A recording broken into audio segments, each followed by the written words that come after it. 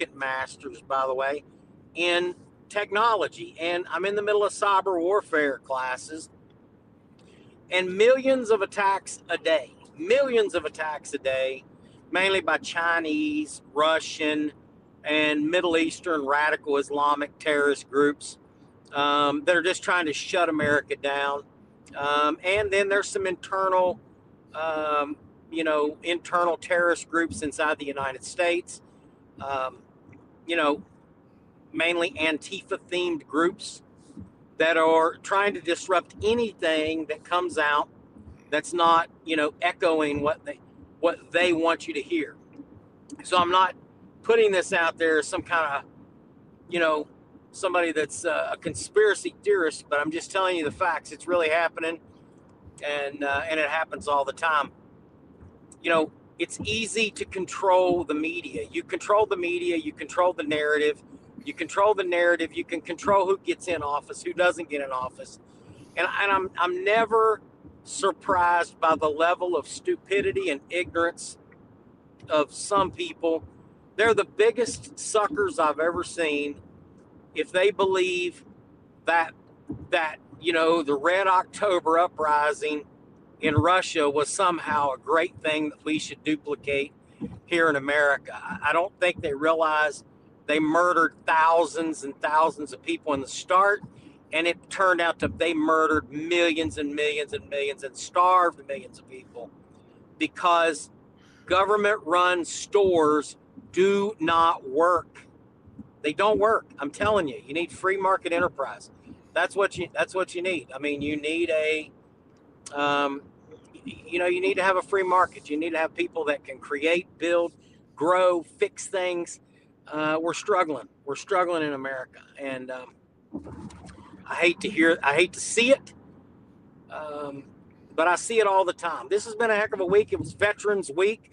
To all my veteran peeps out there, I say Happy Veterans Day. I don't care what you did in the military. I don't care how long you served, whether you were in combat, whether you were a cook on a ship. Every job is important. God bless you. Thank you for your service. And I say that with the most humble sincerity that I can muster up. I see so many groups that are trying to divide the veterans community. And they do this by saying pre 9/11, post 9/11, this era, that era, blah, blah, blah, blah, blah. And we need to get away from that. We need to be the United Veterans Front.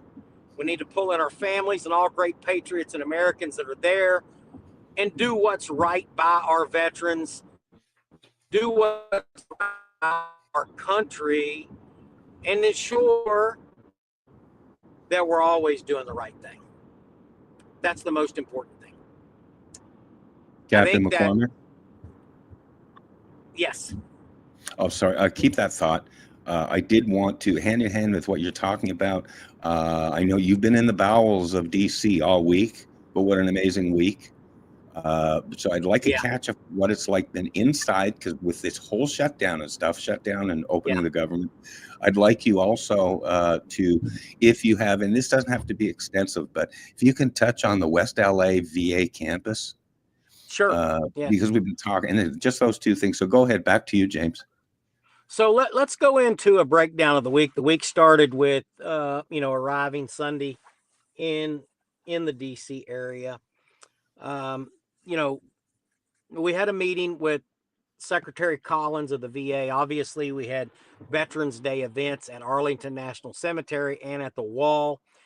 If you've never been to DC during Veterans Day, I would encourage you to make that journey, make that pilgrimage to downtown DC to kind of see how these things go, because it really is a great experience. If you've never been to the Tomb of the Unknown Soldier, if you've never seen a wreath laid at the Tomb of the Unknown Soldier, I have had several people that have wanted to lay a wreath at the tomb. And because they reached out, we made the connection, we made it happen. There's literally hundreds of wreaths that get laid at the tomb. It's such a tremendous experience to be able to do that. But most importantly, we're there to honor our veterans, the people that serve this country, the people that set aside Look, when I joined the military, I had to surrender my constitutional rights, whether you believe it or not. It's the truth, because there is no other job in America where somebody can get up in your face and call you the names that I was called and push you and force you into combat, into harm's way, and you not be able to complain about it. It's the only job that you can't sue your boss whenever they screw you over. If you don't believe me, ask the millions of veterans that have served in the past. I think that when you look at this week, especially on Veterans Day, we spent countless hours honoring veterans.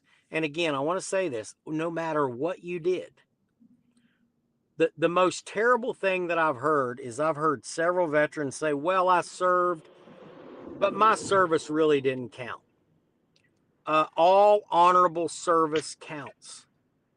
If you served honorably, I don't care what you did in the military. You know, you should be proud of that. This is the reason why we got people that feel like that they've got to inflate their service records, because you have people out there that have belittled someone for some job that they did in the military. So you came in to be a clerk, you came in to be a cook, you came in to be a mechanic, you came in to be, you know, a radio operator or a repair person, whatever, truck driver. Not everybody's going to be an infantryman, and that's okay. As a matter of fact, it's really good, because 3/4 of the jobs in the military are dependent on all of this support, these support jobs. So nothing happens if you don't have everybody working together. So never be ashamed of that.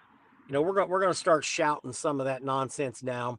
Not everybody can be special forces. Not everybody's going to get a Purple Heart. Not everybody's going to get a Medal of Honor, or a Silver Star, or any of these things. But it doesn't make your service less valuable. And that's coming from me. Now, you can do the research on me or whatever. It doesn't matter. I'm proud of my service. I'm glad that I got to serve in the military. But I don't think that I'm any better than anybody else. I don't. You know, a lot of folks, maybe they're self-conscious or whatever. I don't rub it in people's faces. As a matter of fact, the only time that I wear my medals is on Veterans Day. And then I put them back in a box and I set them back on a shelf. That's the truth.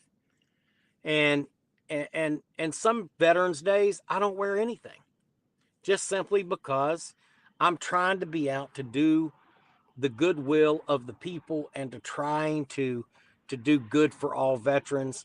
And I want to be able to have people talk to me because of me, not because of something that I have hanging on my chest. Right. Because that doesn't make the man.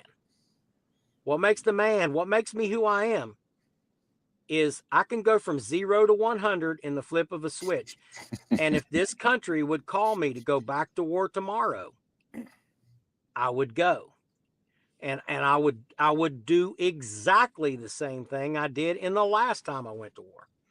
So there's no there's no change in me. It's just the way that it is. So let's talk about the week. So we had a meeting with Secretary Doug Collins from the Veterans Administration, myself, and President Tom Burke from the Vietnam Veterans of America. Tom is a resident of Ohio. He was recently elected as the national president of Vietnam Veterans of America. Well over 100,000 members, and growing, by the way, and growing. So a lot of Vietnam veterans have worked until they were 70 and up, and now that they're finally retiring at 70 to 75, now they have time to become members of this organization, and they're joining in droves. I mean, it's incredible to see it. And so in this meeting, we talked to Secretary Collins about the future of VVA, and I'm going to give you a little bit of a peek into the future of Vietnam Veterans of America. We're not going away. We're growing. We're actually going to be looking at mergers and acquisitions of probably 6 veterans organizations. 6. It'll put us at just over 2.5 million members by the time this is all said and done. The preliminary work has already been done. We've secured MOUs with multiple organizations, and we continue to work with other organizations who like the way we do business. They like the way we do business because we talk plain. We're not self-centered, and we're the only organization with the motto that says, never again shall one generation of veterans abandon another. People say, well, James, you're not a Vietnam veteran. You're right, I'm not. I missed it by 20 years, okay? But nonetheless, my father was, my uncles were, and we're all veterans. What I find when I meet with these Vietnam veterans is how similar our lives are.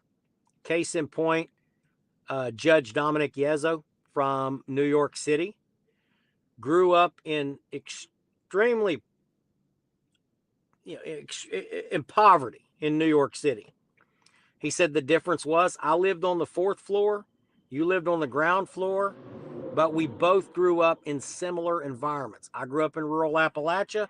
He grew up in New York City. He went to Vietnam, got wounded. I went to Iraq and got wounded. Same. All the same. Different war, same song. And what we found is that our lives intertwine. The same thing with Tom Burke. As Tom Burke and I talk, we realize, man, we have a lot of similarities in our life. The same kind of struggles, the transition, coming back. And so we're having this conversation with Secretary Collins. Secretary Collins, if you've never met that man, he's the best VA secretary that I've ever seen.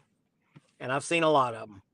Hands down, the best one, most transparent, the most engaging.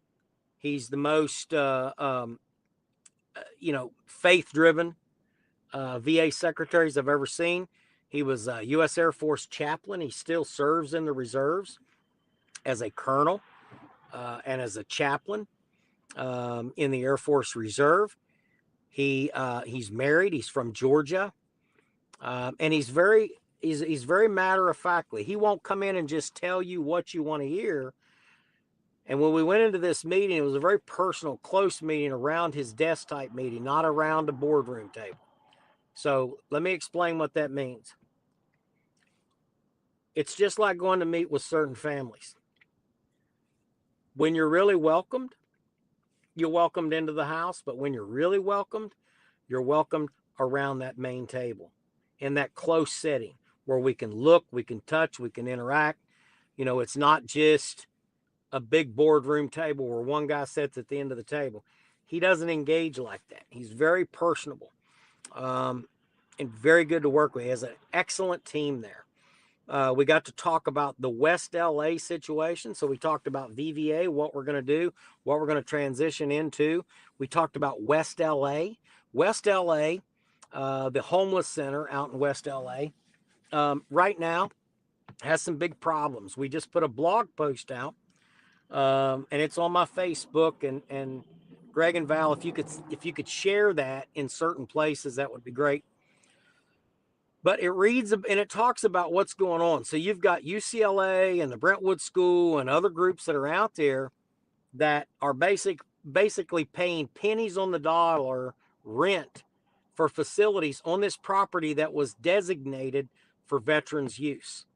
And UCLA just came out in the media, in the LA Times, basically thumbing their nose at all the veterans. Yeah, we stopped paying our rent in September 2024. So not only were they paying like ridiculous rates, low rates, $47 million a year less than what they should be paying. We're talking major property that they have built baseball stadiums on. But you're also looking at the fact that they just stopped paying in September.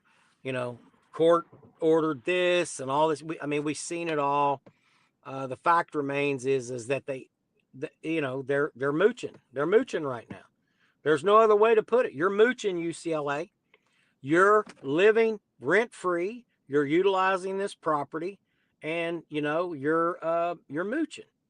You don't pay your bills, and you don't pay enough to do that, and they know that, and they thumb their noses at the VA and at the Veterans Administration. But I assure you that is going to end very quickly. And I got very good vibes and messaging from Secretary Collins. We also talked a little bit about the importance of mentoring. Everybody talks about suicide. We're going to do suicide awareness. How about suicide prevention? So VVA is going to step up, and we're going to reach down, and we're going to pull our boots up, and we're going to say, you know what, we're working to prevent veteran suicide.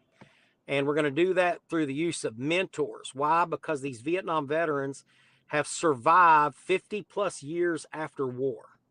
So they figured it out for the last 50 years, how to come back from war to a country that absolutely treated them like garbage,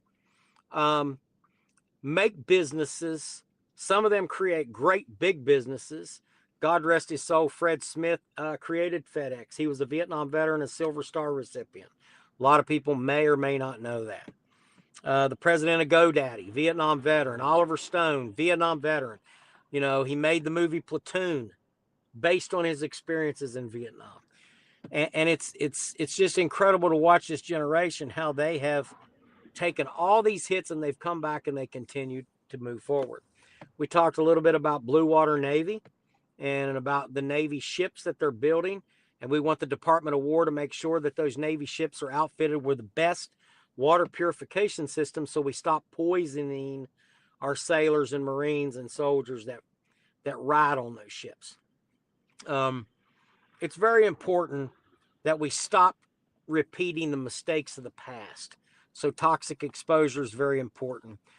The next day we went for a meeting. We had a round table at the HVAC, what they call the HVAC, the House Veterans Affairs Committee. And it was the majority held a meeting, which means the Republicans held the meeting. It was a great meeting. They had the Big Six. They call the Big Six. Myself and President Burke sat around the table, and we got to talk about VA benefits and disabilities. We also got to talk about the Washington Post and their heinous attacks on veterans, claiming that veterans are drawing disability benefits and that they're all fraudulent, that everybody's a bunch of fakers. So my question, and it's not to insult anybody, but my question to that reporter was very, very in your face. How many, I want to know where you served at. And the response was, well, he never served. He was in Berlin, Germany during the Iraq War, covering the war from Berlin, Germany. I'm like, well, God, you were real close to the action there. So not only did he fail to serve, he failed to take his butt into the combat zone to even report on it. Then he wants to say, here I am, I'm the expert. These guys are faking. You've got millions of veterans that have disabilities, and they found 70 cases of fraud, and they prosecuted them to the fullest extent of the law. Compare that to Social Security disability. Compare that to welfare. Compare that to people that are illegally or improperly receiving STAT benefits. I dare you, Washington Post. And furthermore, I would love to take that reporter and put him in my Humvee gun truck and run his ass up the road in some place like Ramadi or Fallujah. I wish that he would have went through Phantom Fury through the Battle of Fallujah. One firefight, if he would have lived, if he could have survived without shit in his pants, he would have a change of heart, I promise you. There's a big difference. If someone had actually lived it and been there. This guy is a freaking fraud. That's what he is. He's a fraud, he's a phony, and he's a punk. And he's a punk because he's writing these stories. He's done 7 stories to just slander and defame honorable veterans who deserve their benefits. You sent us to war, you broke us, now you fix us. Why do That's you the think he did that, Jane? What do you think his motivation was to do that? rage. He wanted to create rage. He wanted to if you're pushing a socialist Marxist agenda, let's go back and let's look what Red October and all of those communists, most of them were draft dodgers, by the way, dodgers that refused to serve for the Tsar in World War One. They became the bigwigs, you know what I mean? And they executed thousands of veterans. They killed them. They belittled their service in World War One, fighting against the Germans. They belittled and degraded them to the point that they murdered thousands and thousands of them. Yeah, that's the Red October. That's your Antifa movement. They were the Antifa. You know, don't ever say that my uncles and grandfathers that stormed the beaches of Normandy or flew over from North Africa bombing the shit out of the Nazis was Antifa. They weren't Antifa. They were Americans. And they were hardcore surviving the Depression Americans who took the fight to the enemy and kicked their asses, and was wanting to turn around and kick the Russians' asses because they knew they were no good. And so they're trying to bring that into this country. So if you're a reporter that supports that ideology, then let's diminish, let's make the veterans look bad. Let's get everybody working against the veterans, because these guys have got guns. These guys know how to fight against us. Let's get the people to hate them and demonize them. That's why I think he's doing it. I think he's a communist. I think he is absolutely. I guarantee you that this guy has no respect for anybody or anything except for his ideology. They hate Trump, they hate America, and they hate God, man. That's what they do. That's the kind of people that you're facing right now. And people may not want to hear that, but it's the truth. I've been angry about this all freaking week because it's frustrating. The 12th of November is my anniversary, is my 20th wedding anniversary. And I was downtown DC dealing with these clowns trying to fight for benefits. I should have been home with my wife, Heather, celebrating a 20-year anniversary. 20 years, that's a milestone, right? And yet, if I do, then they win. And it's not just that. It's not just the socialist, communist, Marxist agenda. It's the absolute hatred of our veterans community. If you write stuff like that, some of the cases were true. There were some bad people. Why don't they attack guys like him that claim to be the know-all, do-all? He is essentially lying. How does he know? How does he know what military service is like? How can you report on something? I can't write in the medical journal about brain surgery because I'm not a brain surgeon. How in the hell can he even write something about that? He knows nothing about it. Nothing.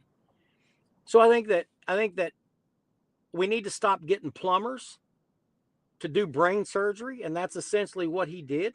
He came in with some sort of there's 70 cases of fraud. Okay, 70 cases out of millions. You know, millions of people are drawing disability benefits. And oh, by the way, we just came out of a 20-year war that saw sons and daughters and grandpas and everybody else went into fighting this damn war that went on, this war on terror.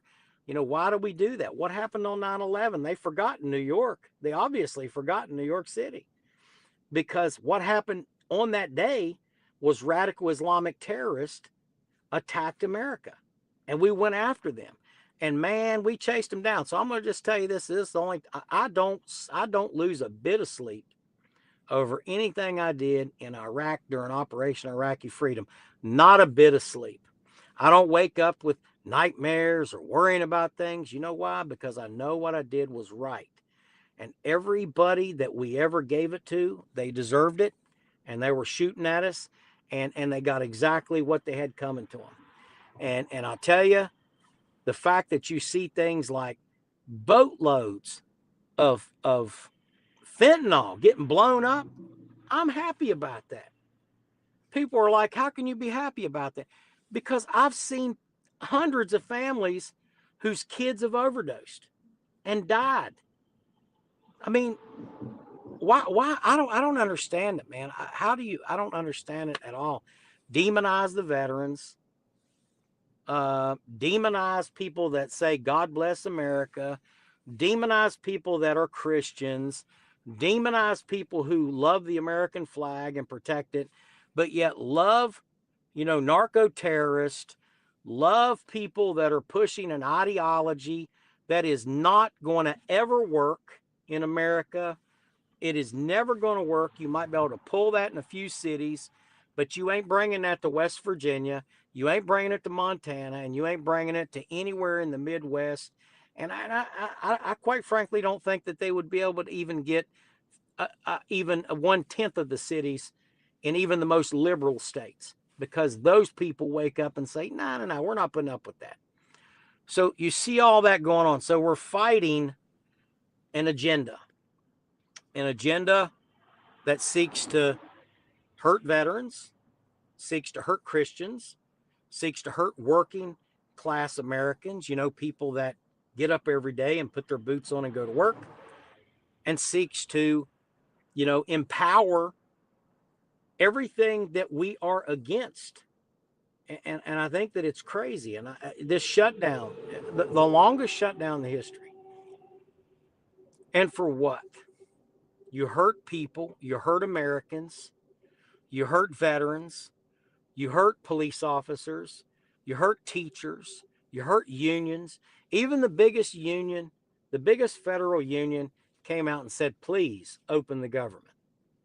And even then they wouldn't do it.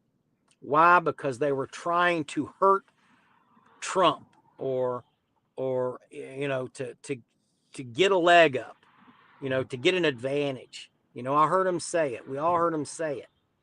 That did nothing for America. It hurt America. And it's hurting us right now.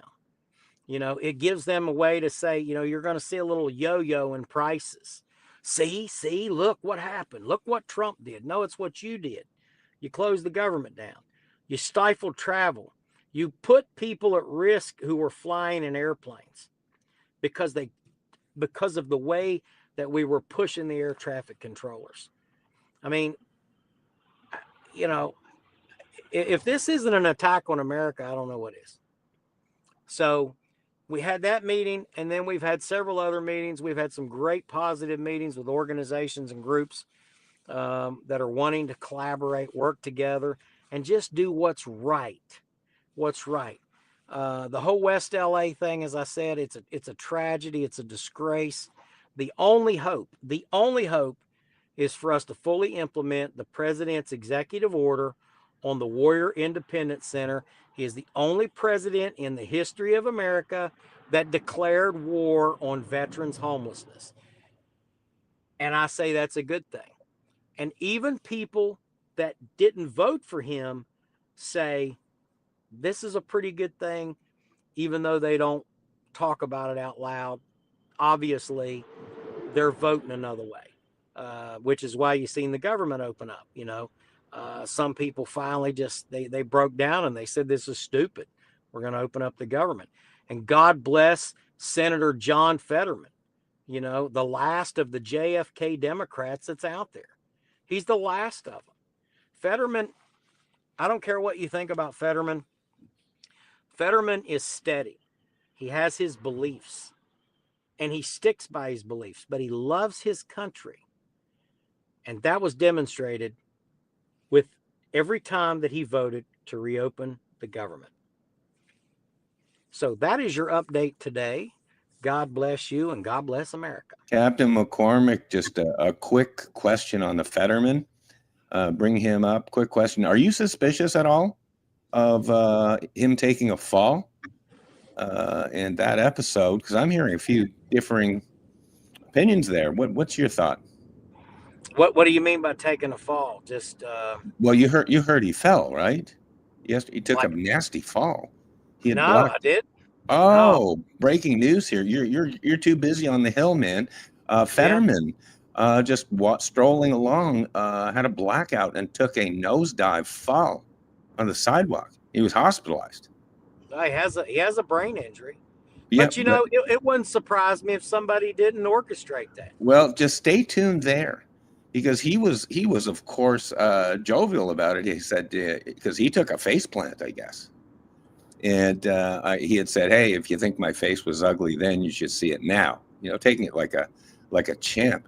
But I'm hearing a little bit of suspicious stuff right there. We'll just follow up on that. Yeah, well, he needs a group around him that'll protect him. Yep. He obviously needs to go through and really reevaluate his staff. I've met some of his staff. They definitely don't all support him. Sure. They've got problems. They were out. Imagine it coming to that, security and stuff, because you're worrying about. Are you kidding? Well, Is this the day and age you're living in? Charlie Kirk, man. Oh, Charlie Kirk. Yep. They're Captain, killing I people. do want to tell you. I want to tell you, this has been fabulous tonight. There's so much follow up and stuff. I'm going to wrap a little bit early. We got logistics, and we also have to cut Miss Val loose. But either way, number one, we'll let you sign off here and say your goodbyes. There's so much to get to. This veterans housing crisis really bugs me. It sounds like the cavalry's coming. It sounds like help's on the way. But we'll talk about more about that. There's currently 33,000 U.S. vets that don't have stable housing every night. So we'll talk about that. Imagine that. Imagine, Greg, the Washington Post has that they can crow about, but they don't talk about it. Why? Because the people that are screwing the veterans over in West LA are their buddies. They're their buddies. They all believe the same stuff. They don't care. They don't care about homeless veterans, and they don't care about veterans. That is, if they did, they would never say the things they've said. And you should hear the podcast that they've put out. This guy, I don't want to ever meet that son of a bitch. I really don't. Let me put it squarely though, Captain, seriously, because we're talking about this. There's an element of people. We're talking about the young writers. You're talking about these writers. Basically, they're millennials and Gen Zs. A lot of them, and a lot of people who voted in the mayor of New York weren't even born on 9/11. They're born after it. Never done nothing. Don't even have a job. Nothing. But let's be clear. Both the media and these young people and the whole bunch of people, all of you out there that are trying to throw a wrench in this president's agenda and even in our lives for the sake of trying to take down our country or take down our way of life. And you just described them A to Z tonight, Captain McCormick. But you know what? You guys are a bunch of losers, okay? You're a bunch of losers. Get some game. You don't got no game. You don't got no policy. You just name call and you take down people like our veterans. Are you kidding me? So you guys are a bunch of losers. And thank God, James, thank God, they're losing their microphone. Their jig is up. Their games are being shown. I've said this is going to be the year of justice and transparency. So I will turn the mic back to you real quick. We do have to cut Val loose, so she's going to do an outro, but say goodbye to everyone tonight. And we're going to be doing a follow-up, Captain. Go ahead.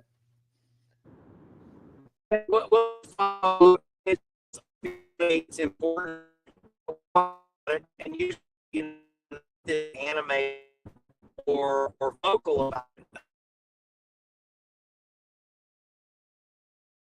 it. Lost signal. Yeah, we've lost signal there. Val, we're crowding time here. Okay, I'm gonna have you do a wrap here. All right. We've got logistics issues tonight. We've got timing issues tonight. I'm thrilled that we were able to do, indeed, yet another rapid deployment. We got on air, Val. Val. There's tons of stuff that we didn't get to tonight. Next show, as they say, as Johnny Carson would show, same time next show. But I'll let you take us out here. And to everybody out there, it's been kind of a crazy logistical challenge on our end. But thank you, everybody out there. All of you awesome veterans. I talk to you every day, U.S. veterans. And with veterans, we always mean our military, our law enforcement, our first responders, and our border guys. To all of you guys out there, salutes. To all of our listeners, the folks that comment, thank you. Val Olson being our awesome facilitator and co-host. Once again, I thank you. And as ever, Captain James McCormick.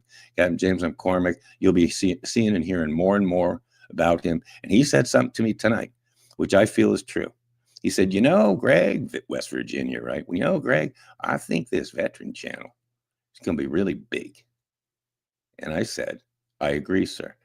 I'm going to let you take it out, Val. We're really crowding the hour. And everybody out there, we didn't have a lot of time to talk about it today, of life and mentorship and fatherhood and all that stuff.